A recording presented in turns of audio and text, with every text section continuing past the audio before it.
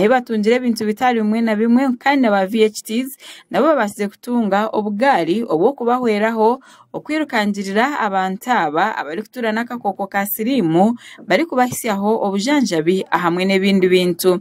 Obwabire naiguraho echombeke eki oli omuhezi wa RDC omuchanga Andrew Baba agire ngo abantu abarakayi bakine ebizibu nyamwingi omuri ebyo harimo butenda okuchebeza alina gap obwetaavu mukulwanisa stigma yensonga lwaki mukwano gwange oli wa bodaboda yali aŋŋamba nti tesobola nagenda kwekebeza ye lwaki ekintwalayo kitegeeza nti tulina abantu baffe bangi oba oliawo abatalina bulwadde buno naye nga bo bakkiriza nti ffe tubulina.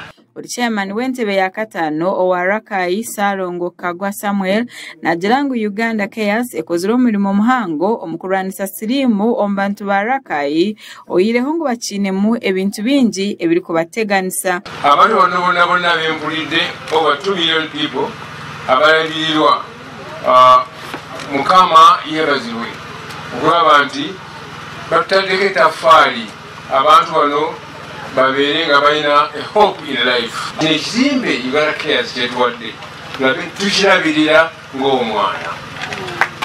Emirimu omu kitongole kya Uganda Cares Henry Magara nagira ngu district ya Rakai ekirimu okuteganisibwa kw'amaani na munonga abikwatirine na n'oburwire obwa sirimu. N'ababiri ku 10 balina akawuka ka Mukenya kintu kiri waggulu kubanga mu nsi yaffe bwe tunulira omwenkanyo kye tuyita average abantu 5 ku 10 be balina akawuka ekitegeeza wano Rakai weekali nnyo okusinga ebitundu ebirala n'olwekyo kirina okukolebwa abantu abasinga tebawulira amawulire gakwatagana na HIV ndowooza nga abakulembeze ndowooza nga abantu bonna tetukyayogera.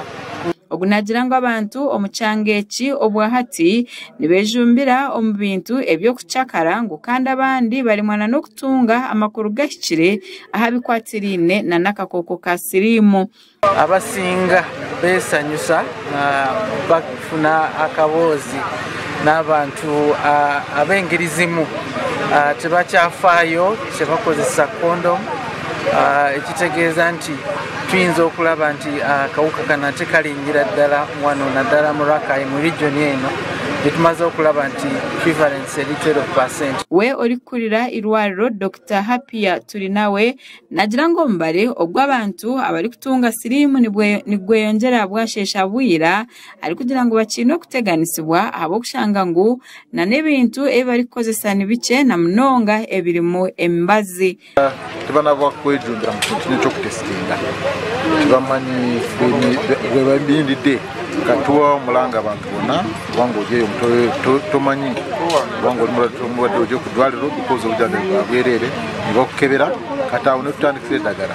Tulina 3,249 clients oba patients abafuna obujanjabi bano. Ndowooza kijja kutuyamba because emabegako twabadde ne limited space oba space ntono nyonyonyo ey'okulabiramu abadde baffe. Amakuru agagasha kwa Francis Kanalutaya ahabwa Sky TV omuri Rakai.